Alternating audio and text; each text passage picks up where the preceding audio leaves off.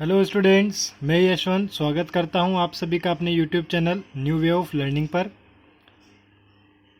बच्चों, हम बात कर रहे थे क्लास 10th के सोशल साइंस बुक के चैप्टर 6 की, सेंट्रल गवर्नमेंट, जिसमें हमने लोकसभा, राज्यसभा और भी बहुत कुछ टॉपिक कवर कर लिए थे। हमारा नेक्स्ट टॉपिक चल रहा था प्रेसिडेंट, राष्ट्रपति, जिसमें हमने राष्ट्रपति के इलेक्शन तक का प्रोसीजर अच्छे से समझ लिया था। देखो, हमने राष्ट्रपति का इलेक्शन कंप्लीट कर लिया है, जो कि इनडायरेक्ट इलेक्शन होता है और एक स्पेशल सिस्टम होता है जिसको कहा जाता है सिंगल ट्रांसफरेबल वोट सिस्टम। आज हम बात करेंगे procedure of removal from office. आज हम किसकी बात करेंगे? इम्पीचमेंट की बात करेंगे। यानी कि अगर प्रेसिडेंट कॉन्स्टिट्यूशन को ब्रेक करता है, यानी भारतीय संविधान को इग्नोर करता है, अवॉइड करता है, तो उसे अपने ऑफिस को छोड़ना पड़ेगा। ठीक है, यानी उसको उसके पद से हटा दिया जाएगा और उसको उसके पद से हटाने का मतलब इम्पीचमेंट की प्रोसेस चलाई जाएगी। कैसी होती है प्रोसेस, इसको हम स्टार्ट करते हैं। देखिए, procedure of removal from office यानी impeachment. Tenure of president 5 years, यानी कि राष्ट्रपति का जो कार्यकाल होता है वो कितने सालों का होता है? 5 सालों का होता है। 5 सालों तक राष्ट्रपति चेंज नहीं होगा। But if the president breach the constitution then he can removed from office through impeachment. यानी कि अगर प्रेसिडेंट कानून को तोड़ता है तो उसे क्या कर दिया जाएगा? उसके ऑफिस से हटा दिया जाएगा। किसके थ्रू? इम्पीचमेंट के थ्रू। और ये बात कहाँ लिखी गई है? ये बात लिखी गई है आर्टिकल 61 में। अकॉर्डिंग टू आर्टिकल 61, अगर राष्ट्रपति कानून तोड़ता है तो उसे उसके ऑफिस से हटा दिया जाएगा इम्पीचमेंट की प्रोसेस के द्वारा। अब ये इम्पीचमेंट की प्रोसेस क्या होती है, कैसे होती है, उसको हम स्टार्ट करते हैं। देखिए, impeachment process. Each house of parliament has the right to impeach him. यानी कि पार्लियामेंट के जो 2 हाउस होते हैं ना, 2 हाउस याद करो, एक होता है लोकसभा और एक हाउस होता है राज्यसभा। इन दोनों में से कोई भी हाउस, इन दोनों में से कोई भी सदन क्या कर सकता है? इम्पीचमेंट की प्रोसेस को स्टार्ट कर सकता है। हो रहा है clear? Each house of parliament has the right to impeach him. यानी कि यहाँ पर लोकसभा और राज्यसभा दोनों को बराबर अधिकार मिला हुआ है। चाहे तो लोकसभा इम्पीचमेंट की प्रोसेस को स्टार्ट कर सकती है या फिर राज्यसभा भी कर सकती है, दोनों में से कोई भी कर सकता है। To initiate the process of impeachment, signature of 1/4 of the total number of members of the house is required। अब यहाँ पर ये बात समझिएगा, to initiate the process of impeachment, यानी कि इम्पीचमेंट की प्रोसेस को स्टार्ट करने से पहले, इम्पीचमेंट की प्रोसेस अगर आप स्टार्ट करना चाहते हो तो उससे पहले आपको कितने मेंबर्स के सिग्नेचर चाहिएंगे? आपको 1/4 यानी कि 1/4 सदस्यों का सिग्नेचर होना उस प्रोसेस के लिए आवश्यक है। मान लीजिए आप लोकसभा में हैं और लोकसभा में ये प्रोसेस स्टार्ट होती है, तो इस प्रोसेस के स्टार्ट होने से पहले अगर 1/4 मेंबर एग्री हैं तब तो ये प्रोसेस स्टार्ट हो जाएगी। अगर ये 1/4 मेंबर एग्री नहीं है तो ये प्रोसेस ही स्टार्ट नहीं होगी। हो गया क्लियर? तो प्रोसेस को स्टार्ट करने से पहले उस हाउस में मेंबर्स कितने होने चाहिए, मतलब मेंबर्स की एक्सेप्टेंस होनी चाहिए। कितने मेंबर्स के सिग्नेचर होने चाहिए? 1/4 के। नेक्स्ट हम बात करते हैं after 14 days of receipt of such motion. चलो, 1/4 मेंबर एग्री हो गए। चलिए, अब क्या होगा? अब 14 दिनों के अंदर जब वो मोशन, यानी कि ये जो इम्पीचमेंट के प्रोसेस का जो मोशन था, उसके रिसिप्ट होने के 14 दिनों के बाद उस पर क्या करना पड़ेगा? डिस्कशन करना पड़ेगा। ओके, स्टार्टिंग कैसे हुई? स्टार्टिंग करने के लिए सबसे पहले हाउस में, किसी भी हाउस में 1/4 मेंबर्स के सिग्नेचर होना ज़रूरी है। फिर क्या होगा? 14 दिनों के बाद में उसके ऊपर क्या होगा? डिस्कशन होगा। मतलब सभी लोग अपने कमेंट वोटिंग देंगे कि क्या प्रेसिडेंट ने वाकई में गलती की है या नहीं की है। सभी की वोटिंग होगी। नेक्स्ट क्या होगा? If the impeachment motion get passed with 2/3 majority of the members.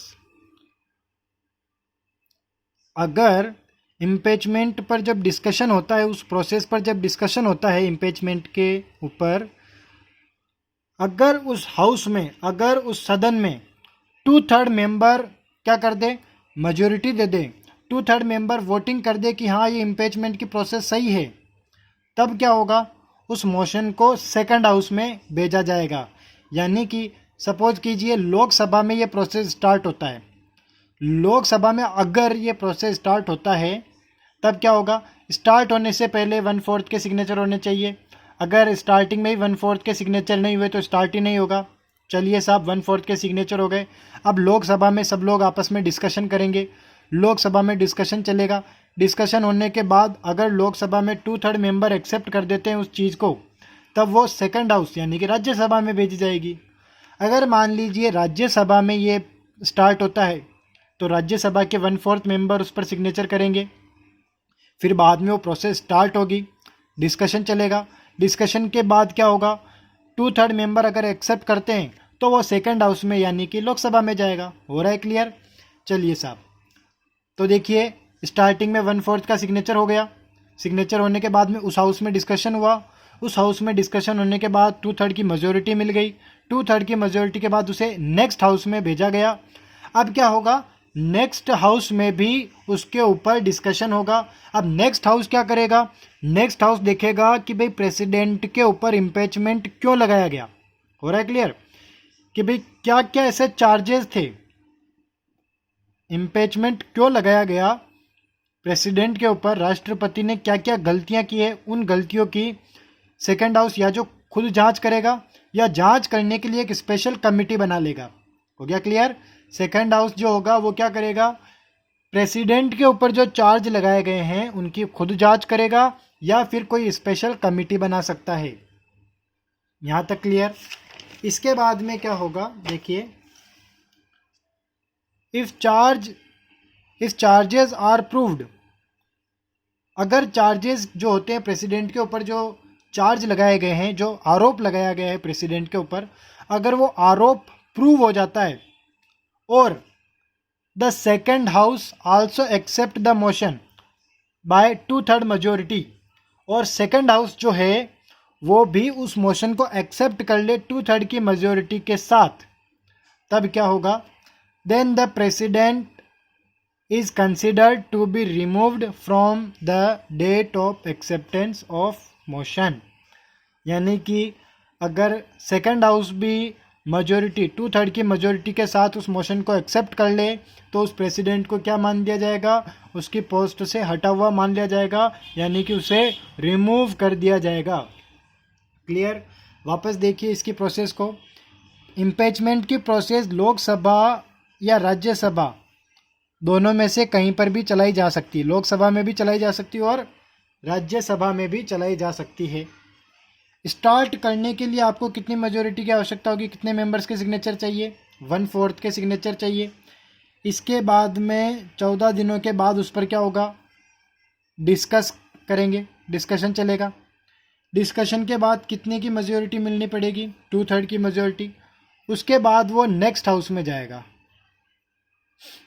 Next house में क्या होगा, नेक्स्ट हाउस चार्जेस के ऊपर या जो खुद जांच करेगा या फिर एक कमेटी बनाएगा। उसके बाद क्या होगा, अगर चार्जेस प्रूव हो जाते हैं और 2/3 की मेजोरिटी मिल जाती है उस मोशन को, तो राष्ट्रपति को रिमूव कर दिया जाएगा एक्सेप्टेंस ऑफ मोशन की डेट से ही, यानी जिस डेट को मोशन को एक्सेप्ट किया उसी डेट से उसे राष्ट्रपति को रिमूव कर दिया जाएगा। क्लियर? तो देखिए हमने राष्ट्रपति को अपॉइंट करना भी समझ लिया, अब ने हमने राष्ट्रपति को रिमूव करना भी समझ लिया। नेक्स्ट हम बात करेंगे आज powers and functions of the president. President के हम पावर पढ़ेंगे, प्रेसिडेंट के क्या पावर्स है, क्या कार्य करता है प्रेसिडेंट। तो देखिए प्रेसिडेंट की पावर को हम 2 कैटेगरी में डिवाइड करते हैं। ठीक है, 2 कैटेगरी। पहली कैटेगरी आ जाती है नॉर्मल पावर और दूसरी कैटेगरी आ जाती है इमरजेंसी पावर। ठीक है, दोनों को हम अलग अलग पढ़ेंगे सेपरेटली। स्टार्टिंग करते हैं हम नॉर्मल पावर से। देखिए प्रेसिडेंट की नॉर्मल पावर क्या क्या है। नॉर्मल पावर है प्रेसिडेंट के पास executive power, legislative power, financial power and judicial power. वापस समझिएगा, प्रेसिडेंट के पास टोटल जो पावर्स है वो 2 कैटेगरी में डिवाइड किए हमने। नॉर्मल और इमरजेंसी। अब वापस नॉर्मल पावर को हमने 4 कैटेगरी में डिवाइड किया है, executive, legislative, financial and judicial power. Clear. हम स्टार्ट करते हैं फर्स्ट नंबर से। नॉर्मल पावर में जो फर्स्ट है एग्जीक्यूटिव पावर को स्टार्ट करते हैं हम। एग्जीक्यूटिव पावर को बारे में देखिए, आर्टिकल 53 में एक बात लिखी गई है। हमने जब ये टॉपिक स्टार्ट किया था प्रेसिडेंट का, तब भी आर्टिकल 53 आया था, वापस आया है। आर्टिकल 53 क्या कहता है? एग्जीक्यूटिव पावर ऑफ यूनियन, यानी कि हमारे देश की जितनी भी एग्जीक्यूटिव पावर है in hand of the president, किसके हाथ में है? प्रेसिडेंट के हाथ में है। आर्टिकल 53 क्या कहता है आपको? आर्टिकल 53 आपसे ये कहता है कि हमारे देश की जितनी भी एग्जीक्यूटिव पावर है, हमारे देश की जो एग्जीक्यूटिव पावर है वो किसके हाथ में है? प्रेसिडेंट के हाथ में है। वो चाहे तो खुद उसका यूज़ कर सकता है या किसी और के द्वारा भी यूज़ करवा सकता है। ठीक है, वो चाहे तो खुद यूज़ कर सकता है इन पावर्स का, या किसी और के द्वारा भी यूज़ करवा सकता है। ऐसी बात कहाँ लिखी हुई है? आर्टिकल 53 में। चलिए साहब, एग्जीक्यूटिव पावर्स को पढ़ेंगे हम। सबसे पहला पॉइंट क्या रहा? Appointment and removal of important officers. President क्या कर सकता है? इम्पोर्टेंट ऑफिसर्स होते हैं कुछ, जिनको अपॉइंट भी कर सकता है और रिमूव भी कर सकता है। अब वो कौन कौन से इंपॉर्टेंट ऑफिसर है जिनको प्रेसिडेंट अपॉइंट कर सकता है और रिमूव कर सकता है? यानी कि प्रेसिडेंट कुछ महत्वपूर्ण अधिकारियों को रख भी सकता है और निकाल भी सकता है। ठीक है, कौन कौन से वो महत्वपूर्ण अधिकारी, इंपॉर्टेंट ऑफिसर्स कौन कौन से? देखिए, अदर मिनिस्टर्स, किन किन को अपॉइंट कर सकता है वो देखिए, किन किन को अपॉइंट कर सकता है और हटा सकता है। Like other ministers on the advice of prime minister, यानी बहुत सारे मंत्रियों को वो रख सकता है। किसकी एडवाइस पर? प्राइम मिनिस्टर की एडवाइस पर वो क्या रख सकता है? मिनिस्टर्स को रख सकता है या हटा भी सकता है। ठीक है, किसी को मिनिस्ट्री देना या उससे मिनिस्ट्री छीन लेना, ये सारा काम किसके हाथ में होता है? प्रेसिडेंट के हाथ में होता है। और उसके एडवाइस कौन देता है? Prime minister. इसके अलावा गवर्नर्स ऑफ स्टेट, जजेस of supreme court and high court, high court और सुप्रीम कोर्ट के लिए जज को अपॉइंट करना हो, स्टेट्स के लिए गवर्नर अपॉइंट करने हो, या controller and auditor general appoint करना हो, chairman and member of UPSC, foreign ambassadors, ये सारों की अपॉइंटमेंट कौन करता है? प्रेसिडेंट। क्लियर, इन सब की अपॉइंटमेंट कौन करता है? President. Next, power associated with functioning of the government, यानी सरकार को जो चलाने में कौन कौन सी पावर प्रेसिडेंट के पास है? देखिए, शासन, देश को चलाने में कौन कौन सी पावर प्रेसिडेंट के पास मिली हुई है? देखिए, सबसे पहली power, he can appoint important officer. अभी हमने ऊपर पढ़ा, ये जो इंपॉर्टेंट ऑफिसर उसको अपॉइंट कर सकता है president. He calls the joint meetings of both houses, यानी कि राज्यसभा और लोकसभा की जॉइंट मीटिंग्स बुला सकता है कौन? प्रेसिडेंट। राज्यसभा और लोकसभा दोनों की जॉइंट मीटिंग बुला सकता है कौन? President. He also allocates portfolios to the members of council ministers, यानी कि जो डिपार्टमेंट होते हैं, डिपार्टमेंट देने का काम, डिपार्टमेंट बांटने का काम जो होता है काउंसिल मिनिस्टर्स में, डिपार्टमेंट बांटने का काम भी कौन करता है? प्रेसिडेंट करता है। Clear. Functioning of the government में क्या क्या पावर है इसके पास?